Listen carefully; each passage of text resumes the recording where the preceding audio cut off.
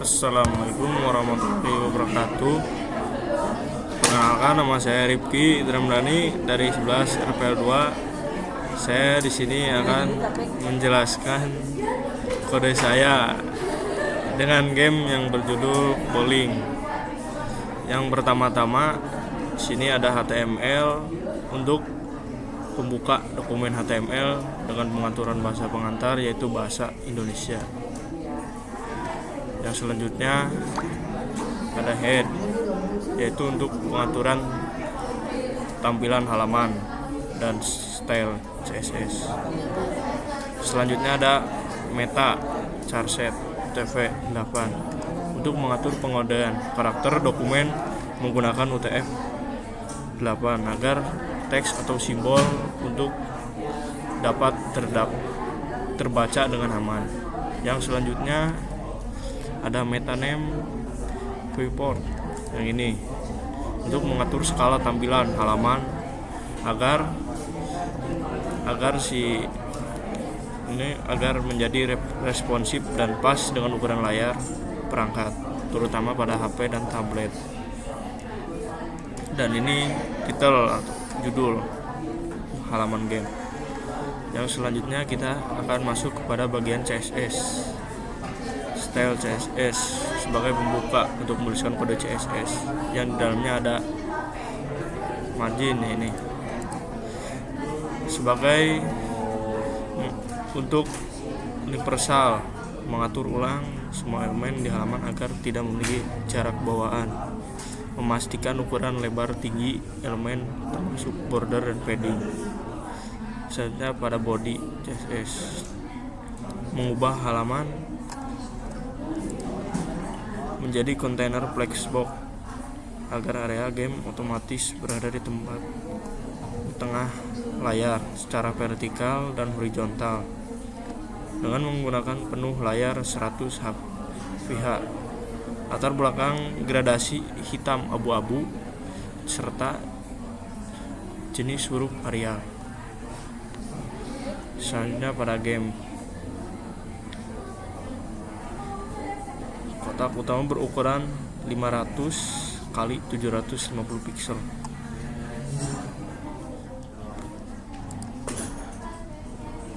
Posisi menjadi acuan posisi objek di dalamnya. Elemen yang keluar batas akan disembunyikan. Pada overflow hidden diberikan border coklat tebal mirip kayu pembatas dan latar belakang motif garis vertikal kuning coklat menyerupai papan lintasan bowling lane yang seperti ini.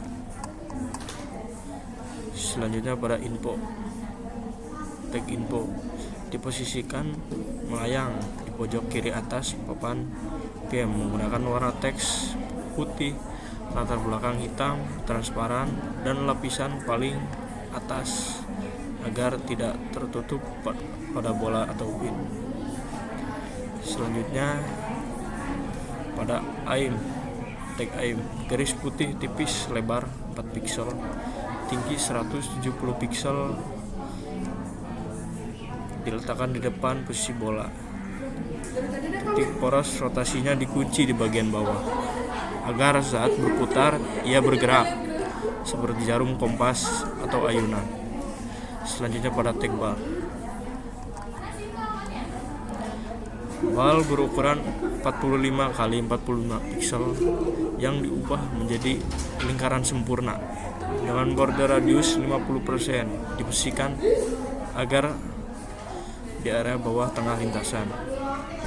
Warna menggunakan gradasi melingkar radial abu-abu ke hitam ditambah bayangan agar memunculkan efek 3 dimensi bulat. Selanjutnya pada pin bowling, mengatur ukuran fisik pin 55 x 110 pixel dengan transisi dipasang agar efek jatuh atau menghilang terlihat mulus selama 0,4 detik. User select dan pointer event mencegah gambar pin tidak sengaja diklik atau terseret kursor oleh pengguna. Selanjutnya pada tag message. Area teks melayang tepat di tengah papan game secara absolut. Teks berukuran besar, tebal, berwarna putih dengan bayangan hitam tebal agar kontras kondisi awal disembunyikan. Selanjutnya kita masuki pada HTML lagi.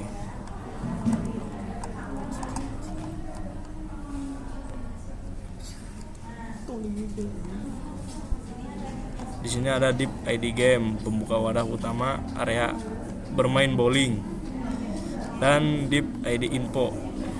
Isi dari kotak info menampilkan teks statis dan dinamis untuk nomor level dari level 1, jumlah pin tersisa, serta teks petunjuk tombol keyboard. Dan pada div ID message, yaitu untuk tempat di mana teks pengumuman seperti level 1, level 2 akan dimunculkan lewat JavaScript. Dan di sini ada div ID aim dan div ID bar, menaruh elemen garis bidik dan objek bola ke dalam arena. Selanjutnya ada /div, penutup wadah utama jalannya game. Lalu kita masuki script JavaScript pada let pin image. Di sini untuk menyimpan tautan URL di gambar pin bowling resmi dari Wikimedia. Selanjutnya pada cons. Ada cons game, cons ball, aim, level text, pin text, message, yaitu untuk menghubungkan elemen-elemen HTML ke dalam variabel JavaScript agar bentuk fisik, posisi, dan teksnya bisa dimanipulasi secara dinamis. Dan ada let level, let pin, let angle, dan moving, yaitu untuk menentukan data awal level dimulai dari 1 area kosong pin untuk menampung data pin yang aktif, derajat rotasi bidikan awal, dan penanda apakah bola sedang meluncur atau diam. Selanjutnya pada cons lokal pin, cons pin test. Dan ini ya sebagai membuat objek gambar bayangan di memori untuk menguji apakah ada file gambar mandiri di folder. Jika berhasil dimuat, ada gambar pin bawaan internet langsung diganti ke file lokal tersebut. Selanjutnya pada fungsi show message dan set timeout. Fungsi untuk menampilkan teks di tengah layar, mengubah isi teks, memunculkannya, lalu memasang fungsi pengingat otomatis untuk menyembunyikan kembali setelah durasi 1,5 detik berlalu. Selanjutnya pada fungsi create pins.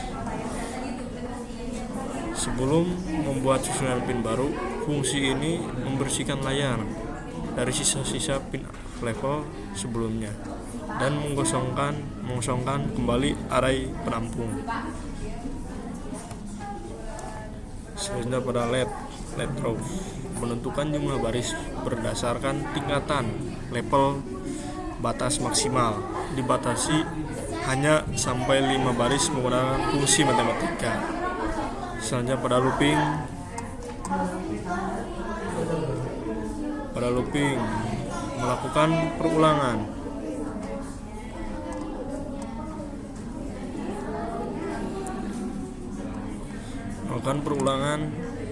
Horizontal dan vertikal untuk menciptakan formasi segitiga susunan pin bowling tradisional. Oke, lanjut pada cons pin. Setiap iterasi loop berjalan, program menciptakan elemen gambar, yaitu IMG baru, menyetikan sumber gambar pin, dan menempelkan kelas yang berisi kode desain CSS. Selanjutnya pada cons Y dan cons X, rumus matematika kalkulasi koordinat penempatan pin, posisi horizontal yaitu X, dihitung mundur dan maju dari poros tengah lintasan koordinat 250 agar membentuk pola melebar ke belakang, sedangkan posisi vertikal atau Y akan semakin turun ke bawah perganti baris. Selanjutnya pada pin, style, lap, dan style top. Menerapkan koordinat X dan Y ke dalam CSS inline gambar pin, lalu munculkannya ke dalam kotak tag game serta masukkan objek pin tersebut ke dalam array pins global untuk dideteksi tabrakannya nanti. Pin text memperbarui teks jumlah total pin aktif yang ada di kotak informasi. Selanjutnya pada fungsi next level yang ini dipanggil saat pin habis, berfungsi menambahkan angka level, memperbarui UI. Text level menampilkan pengumuman level baru di tengah layar dan menata ulang formasi pin yang baru. Selanjutnya fungsi launch bar. Jika bola terdeteksi sedang meluncur, program langsung berhenti menolak perintah baru agar pemain tidak bisa melempar bola ganda. Jika bola diam, status diubah menjadi true untuk mengunci lemparan.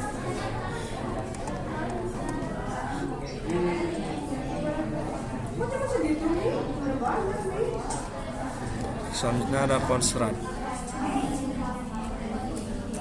Constraint mengonversi sudut bidik derajat, misal min 45 derajat sampai dengan 45 derajat, menjadi satuan radian karena fungsi trigonometri JavaScript hanya membaca nilai radian.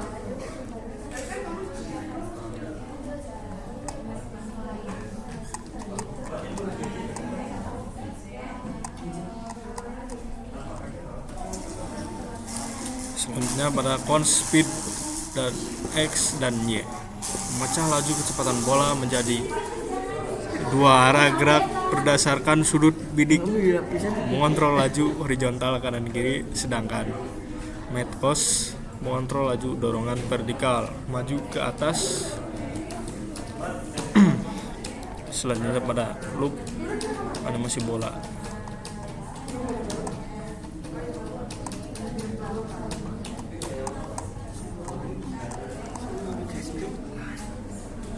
Menjalankan berulangan berjangka setiap 20 milidetik di dalam interval ini nilai koordinat X dan Y terus ditambah oleh nilai kecepatan konstan menghasilkan visualisasi bola yang bergerak maju memotong lintasan secara konstan.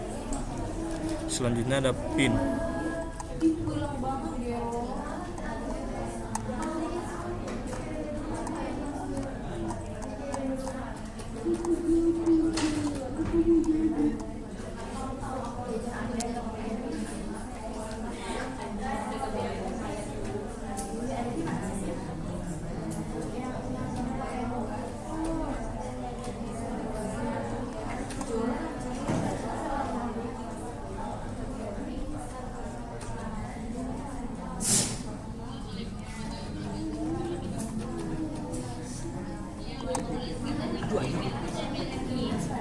Lalu kita masuk ke if x k.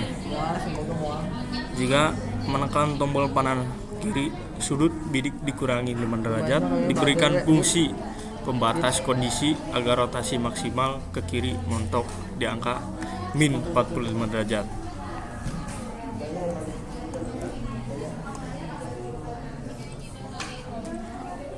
Dan juga panah kanan. Selanjutnya pada aim style, mengaplikasikan perubahan angka derajat dengan sudut ke atribut CSS garis bidik asli, sehingga pengguna bisa melihat visualisasi arah garis putih yang berputar bergerak ke kanan dan ke kiri. Selanjutnya pada create pins, akhir dari suatu kode tersebut Dua baris perintah terakhir ini berfungsi untuk langsung mengeksekusi penataan PIN pertama kali dan munculkan teks sambutan level 1 sesaat setelah halaman web selesai dimuat di browser. Teks script menandakan berakhirnya seluruh rangkaian kode program. Dan ini hasilnya.